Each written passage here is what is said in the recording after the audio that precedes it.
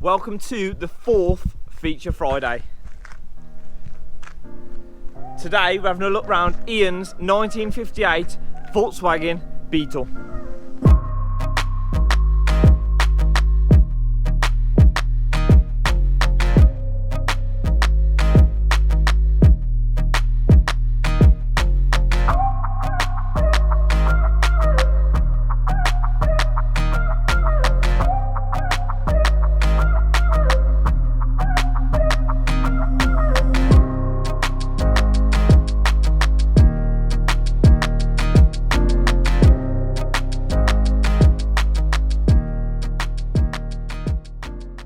So we'll have a walk around it first.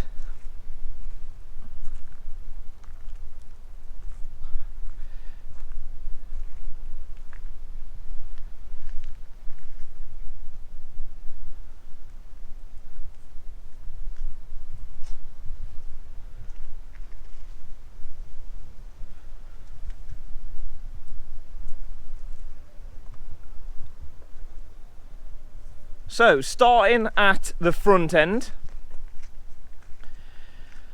So Ian, this is obviously sitting on hydraulics by the look of it. It is custom hydraulics with a 9-inch narrowed custom front beam from Linebook and custom made ram. Suspension is through accumulators. Okay, so what made you go for hydraulics over, because typically, generally it's air ride people choose, isn't it? Historically, air ride is supposedly a more comfortable ride, but with this setup I find it more comfortable than air, and it's responsive. I don't have to wait for tanks to fill. Okay. It's instant. So when this is lowered, or how do you, I don't know the terminology for hydraulics, but when this is put down, this is literally on the floor, isn't it? Yeah, the pan hits the floor. And can you operate it with your key or your phone, or how does that work? Remote control fob. Yeah, so that you can hear there is actually bottom. That's the chassis pan bottoming out on the floor. Yep, that's the bulkhead hitting the floor, yeah. Awesome. So Ian has owned this vehicle for around 6 to 7 years now. So what I will do now is I will add some photos of what it was like when Ian bought it, and just a couple of little build pictures, because this is this the third phase, would you say? This is the third phase of this build, yeah. So this is the third phase of his building through this process with this vehicle. So what we'll do now is we'll add some pictures just so you can get a little bit of a grasp of what it was like originally, and also what it's come from to what it is now.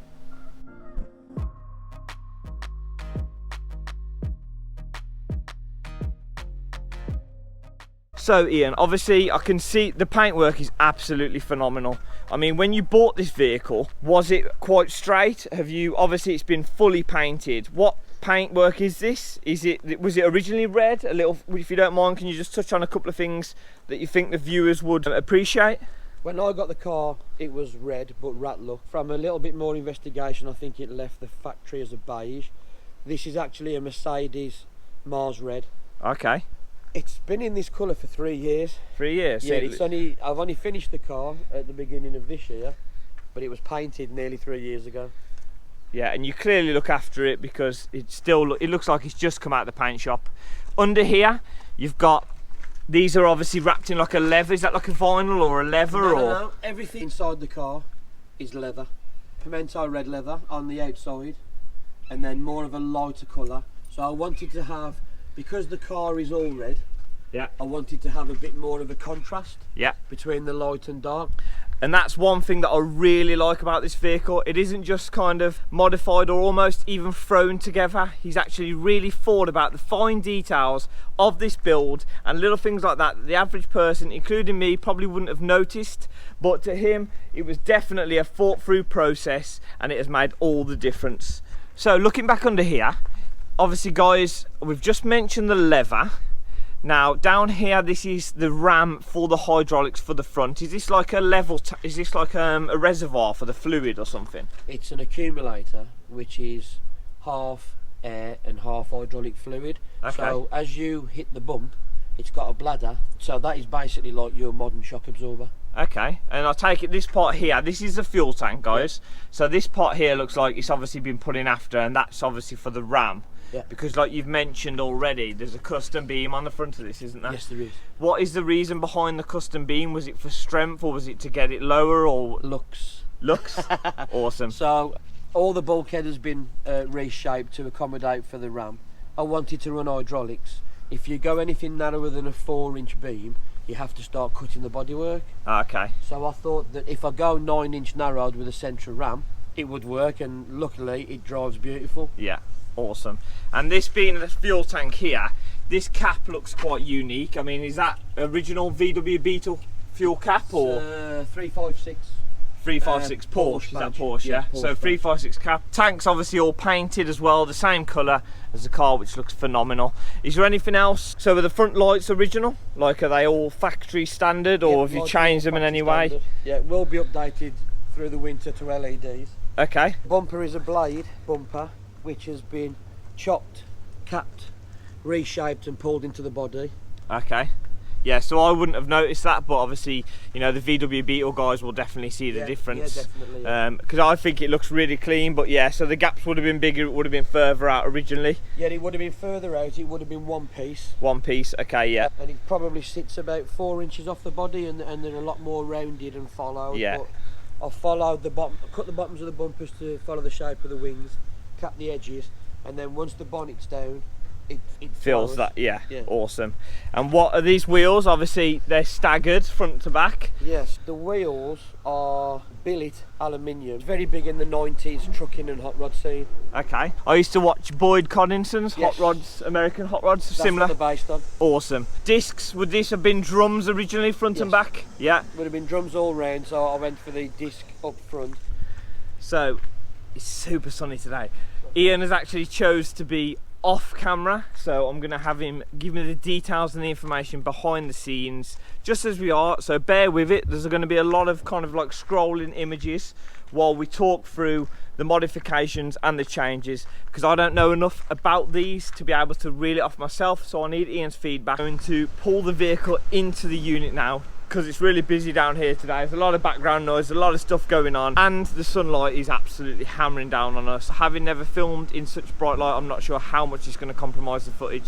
So we're going to move on now into the lockup.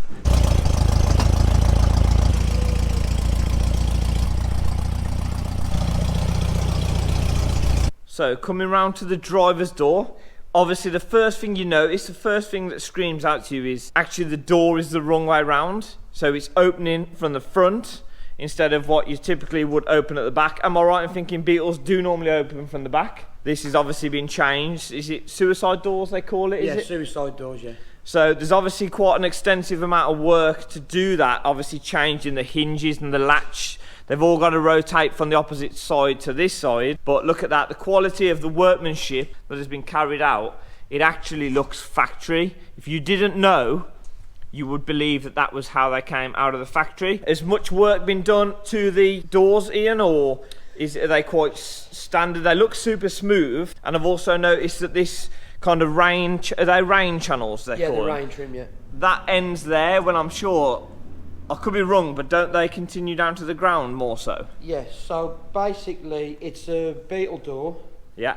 And the door handles have been smoothed off, the hinges have been smoothed off, because normally the hinge Is outside. is outside, you can see it sticking out. Yeah. The rain trim has been smoothed off, and the windows have been changed, because normally you have a quarter light, which is the little window, the little triangle window at the front. So this kind of area here. Yeah. So these, it's a 58 Beetle, but it's got 65 window mechanisms, which enables the windows to go up a lot straighter. During this build, you've gone for a real kind of like slick, simple kind of tasteful look, smoothed out, creating new unique things that you wouldn't normally notice a difference on. But rather than keep it completely original on like the 58 year, you've kind of like modernised it in a bit of like a tasteful touch. Yeah, Do you agree with that? Or? Yeah, I've gone for a more of a street rod kind of inspiration. Yeah. With the French stitching on the seats. The seats are actually Saxo seats that have been retrimmed front and back. So it's front seats in the front and the back, because normally you'd have a bench seat in the back. And they've been retrimmed in red leather, with the French stitching that follows all the way through the doors, the rear panels, centre console. So you've got that theme under the bonnet that flows from rear from window. the start it goes all the way back. Yeah. So moving down underneath the seats, I noticed that you can't even see like the rail or anything. So what are these called? Are they called floating? Floating seats. So the idea was I wanted from the back window all the way to the pedal, seats floating with nothing holding them up. Yeah. So it gives a clean line. Yeah, soon it's like a proper slick look. Even the door panels and stuff on the rear quarter follow from the lock. What is that? The hinge, sorry? That's the hinge. So like we've boxed the hinge in because the way it's been done, and then if you look at the lines from the rear quarter to the front panel, it follows in one straight flow. Yeah. So basically, whatever you see on the car follows from front to back. Yeah, awesome. The headline is done. It's done to such a high standard. It's so nice. And these, I'm kneeling on this seat, and it's like I'm like sinking. You have done an absolute cracking job. It is really nice. Credit to you for this. It is such a super slick look, super clean. The chrome steering wheel completely finishes it off, but it also it definitely fits in with the wheels, because obviously that's billet, isn't it, as well? What size are the back? 17 by 7s running 195 40 17 tyres. Awesome. They look absolutely massive. Here you've got the semaphores. Do you reckon we could just pop those out maybe? Yeah, no problem. Awesome. Look at that. Brilliant. So obviously, guys, I'm not sure if you saw the split screen feature. Rob said exactly the same as what Ian has just said. Semaphores these days kind of don't work because people don't know what they are. They don't look for them. So it's actually almost like you're not even indicating at all because people don't relate to them. Absolutely love them. The character they bring, obviously it's been a 58.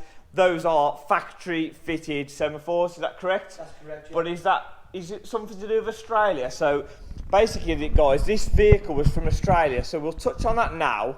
But I'll keep you looking at that rather than looking at me. So it was built in West Germany in 1958 in August, shipped straight to Australia, and it lived in Australia till 2005, and then I think a woman in Bristol ported the car back in 2005, and then I purchased it in 2014. Awesome. So is there anything on this that it's because it's an Australian vehicle different to what we would have had in Europe, or? Well, the semaphores used to be on the split screen Beetles and the oval Beetles anyway, but on the 58 was the semaphores, where I believe that the European Beetles wouldn't have had the semaphores for a 58. Okay. Also, it's a right-hand drive, so a lot of cars are left-hand drive. Yeah, which is yet again, especially now in the dub scene, there is a lot of left-hand drives, isn't there? A lot of cars are brought over from different countries. Yeah. Okay, so moving round to the back, in the engine bay. What is this, a factory engine? Is it modified? What CC is it? So it's a factory engine. Yeah. With a 009 Dizzy with electric start.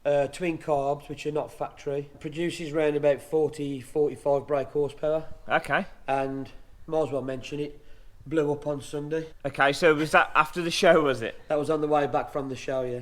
Okay, so the engine is damaged internally, maybe? Yes. So you've got obviously plans to modify this or change this now, maybe upgrade slightly? I've already purchased a lung block 1776, and I'll be having a new custom gearbox, running gear, bigger carbs, round about 80 to 100 brake horsepower. So awesome. So potentially there could be room for a second feature.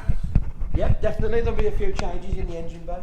So that is one thing that might happen, guys. Don't be straight away. Potentially when Ian's done the new engine swaps, the gearbox changes and stuff on this, there could be a secondary feature. Actually, one thing I wanted to mention, I missed out on the doors. They've all been smooth, but there's now no handles on them. So have you got a key that you need to, like the control panel kind of key, or?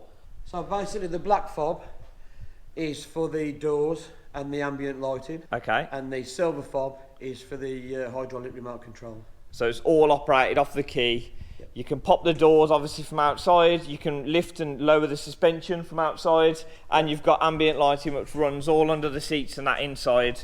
Yep. That we might be able to see maybe if I turn the light off. If you look under the footwell. Yeah. So the light coming on. Yeah, you can, but it really struggles to pick it up with the camera. It has to be really dark. Yeah, so and it's not the best camera, but I'd imagine that at night looks absolutely fantastic. Am I alright? Can I get in? Yeah. Is that alright? I'll be super careful. Okay, so let's just jump in this. This is really weird inside actually, because it's so low, but the screen is quite small. But in here, the screen looks massive, doesn't it? Yeah. It's so close. It is actually so cool, this car. So this is a little bit closer. Here's the speakers, the sound system, the audio system that is in here, but is also hidden behind those trim panels at the back that you can't see. The head unit is in the glove box, is that correct? Yeah. He's mentioned about these vents being smoothed in, welded in, so they're no longer any gaps all the way around, or they don't stick out prominently or anything like that. Everything is just so clean, so slick, so smoothly done. The stitching is a massive, massive point for me. This center console here literally runs the whole vehicle all the way to the back, and as you've mentioned, the stitching, everything is in place to complement that, isn't it? Yes. It all follows the same lines. The door cards have all got curves and contours on them. Everything's shaped and made to really complement the inside of here. And honestly, so the back seats there, that's 2 seats now. I'd imagine that's originally 1 seat, is it? Yes, so that would be like a normal back seat of the car. The rear seats are actually lifted and pushed back to a standard seat. Oh, okay. So when so I actually can get 4 people in this car, and I have driven it with 4 people in the Awesome. car. But because they're slightly hired, it gives the person in the back seat a nice view because they can see over my head. Yeah, awesome. See, yet again, guys, massively been thought about, not just modified or changed, actually thinking about pros and cons. Like you said, passengers can sit in the back, and because it's pushed back but hired, they can physically see over the driver's head and have a good view themselves.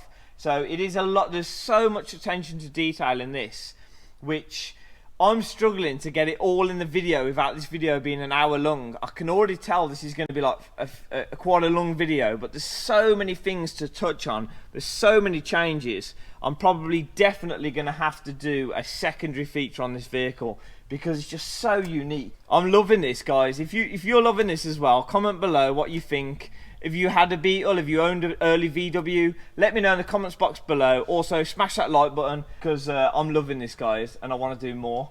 So I'm going to get out now. I'm going to be super careful. It's literally, you're already on the floor. So that's what I mentioned, guys. Look, it literally is the bulkhead slammed onto the floor. We can't go any lower. It's on the floor. So getting in and out of it is a challenge for somebody like me who's trying to be super careful, but Ian's clearly used to it because he hops in and out as if it's a normal ride vehicle. Right, so just wrapping up now. We'll have one last walk round just so you can get the full picture of this vehicle and enjoy what it has to offer without me talking.